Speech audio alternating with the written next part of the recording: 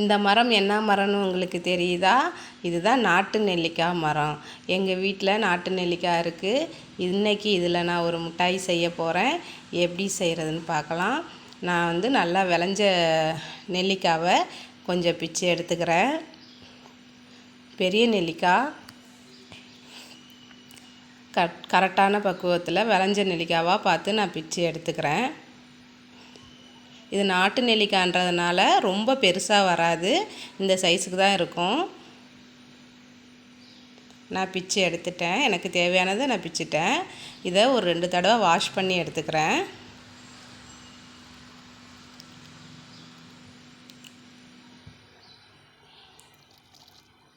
Wash பண்ணி எடுத்தாச்சு. இப்போ எப்படி செய்யலான்னு பார்க்கலாம் வாங்க. ஸ்டவ் பற்ற வச்சு இட்லி குண்டான் வைக்கிறேன். நான் இட்லி குண்டானில் அடியில் கொஞ்சமாக தண்ணி ஊற்றி வச்சுருக்கேன். மேலே மூடி போட்டு வச்சுருக்கேன். தண்ணி லைட்டாக சூடானோன்னே வாஷ் பண்ணி வச்சுருக்கிற நெல்லிக்காவை அதில் எடுத்து நம்ம வச்சுக்கலாம். நெல்லிக்காவை எல்லாத்தையும் அதில் போட்டு ஒரு 10 நிமிஷம், அதுக்கு மேலே வேக விடக்கூடாது. கரெக்டாக ஒரு 10 நிமிஷம் ஒரு ஆவி வந்தோன்னே நம்ம இதை வந்து வேக வச்சு எடுத்துக்கலாம். மூடி போட்டு ஒரு 10 நிமிஷம் வேகட்டும்.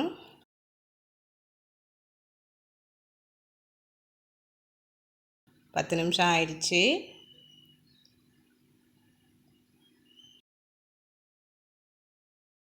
பாருங்கள், நல்லாவே வெந்துருச்சு. நெல்லிக்காய் வந்து ரொம்பவும் வேகக்கூடாது. கரெக்டாக அந்த 10 நிமிஷத்துக்குள்ளேயே நம்ம ஸ்டவ் ஆஃப் பண்ணிடணும். ஆவி வரும், அந்த பக்கம் நமக்கு கரெக்டானது. நெல்லிக்காவை இந்த மாதிரி எடுத்து இது எப்படி நான் வந்து ஒரு இப்படி கொஞ்சமாக அமுக்குனாவே நமக்கு நல்லாவே பாருங்கள் வெந்துருச்சு. அதோட விதையை எல்லாத்தையும் நம்ம எடுத்துக்கணும். கொஞ்சமாக இப்போ ஆறட்டும். ஆறினதுக்கப்புறம் விதையை எல்லாத்தையும் நான் எடுத்துட்டேன். ஒரு அரை லெமனை நான் புழிஞ்சு விட்டுக்கிறேன். லெமன் வந்து நெல்லிக்காயில் ஊற்றுறதுக்காண்டி நான் எடுத்து வச்சுருக்கேன். விதையெல்லாம் நம்ம வந்து எடுத்தாச்சு.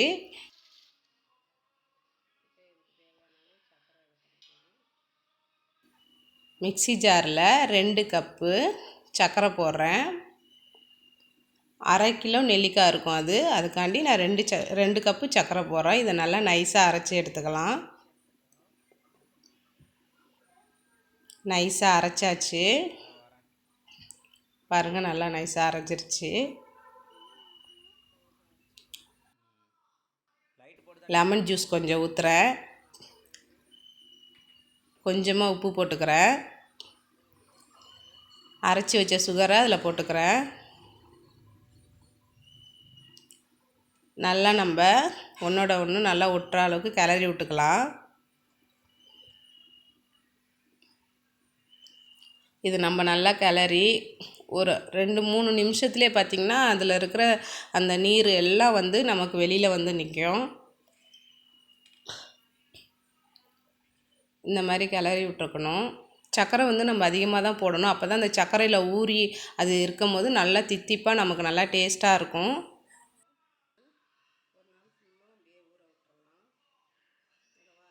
இதை மூடி வச்சிடலாம்.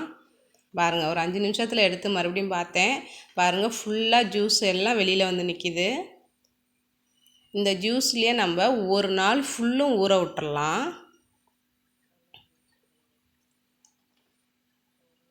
பாருங்கள், ஒரு மூடி போட்டேன். இது ஒரு நாள் ஃபுல்லும் ஊறிடுச்சு. இப்போ எடுக்கிறேன் பாருங்கள், நல்லாவே ஊறி இருக்குது நமக்கு. அந்த சர்க்கரை பாவு எல்லாம் பாருங்கள் வெளியில் வந்து நமக்கு நெல்லிக்காய் நல்லா ஊறி இருக்குது. இதை நம்ம ஃபில்ட்ரு பண்ணிக்கலாம். இந்த மாதிரி வடிகட்டியில் நம்ம அதை வடிகட்டி எடுத்துக்கலாம்.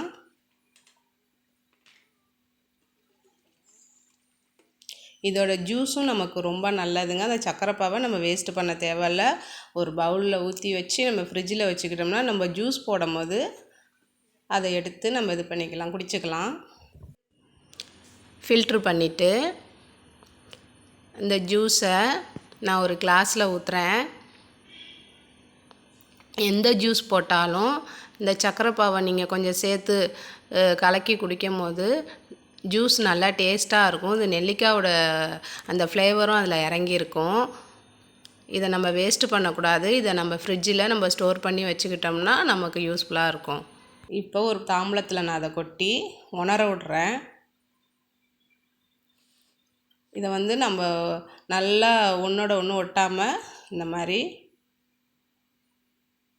இது மாதிரி கிளறி விட்டுட்டு நம்ம இதை வந்து ஒரு 2 நாளைக்கு வெயிலில் வச்சு எடுக்கணுங்க. பாருங்கள், நல்லா வெயிலாக இருக்குது இப்போ, அதனால் நான் வெயிலில் வச்சுருக்கேன். 2 நாள் வச்சு நான் எடுக்கிறேன். வெயிலில் வைக்கும் போது அது நல்லா உணர்ந்து காஞ்சி வந்துடும். பாருங்கள், 2 நாளைக்கு அப்புறம் அந்த மிட்டாய் ரெடி ஆகிடுச்சு. பாருங்கள், நெல்லிக்காய் மிட்டாய் மாதிரி அழகாக வந்துருச்சு. இப்போ நான் வந்து அரைச்சி வச்ச சுகரை நான் ஒரு 2 ஸ்பூன் அதுக்கு போடுறேன். மறுபடியும் இந்த மாதிரி போட்டு நம்ம கிளறி ஒரு பவுலில் போட்டு வச்சிட்டோம்னா 1 வருஷமாக இருந்தாலும் கெட்டு போகாது. இதை டெய்லி ஒன்று பிள்ளைங்களுக்கு கொடுத்தாலும் நல்லா விரும்பி சாப்பிடுவாங்க. நம்மளும் டெய்லி ஒன்று சாப்பிட்டா உடம்புக்கு அவ்வளோ நல்லதுங்க. பிள்ளைங்கள்லாம் வந்து ஜூஸாக குடித்தா சில பேர் அதில் கொஞ்சம் துவர்ப்பு இருக்கிறதுனால குடிக்காதுங்க, பச்சையாக சாப்பிடாங்க. இது மாதிரி மிட்டாயாக செஞ்சு கொடுத்தோம்னா பிள்ளைங்களும் விரும்பி சாப்பிடுவாங்க. இந்த வீடியோ உங்களுக்கு பிடிக்கும் அப்படின்னு நம்புகிறேன். இந்த வீடியோ பிடிச்சிருந்தா லைக் பண்ணுங்கள், ஷேர் பண்ணுங்கள், சப்ஸ்கிரைப் பண்ண மறந்துடாதீங்க.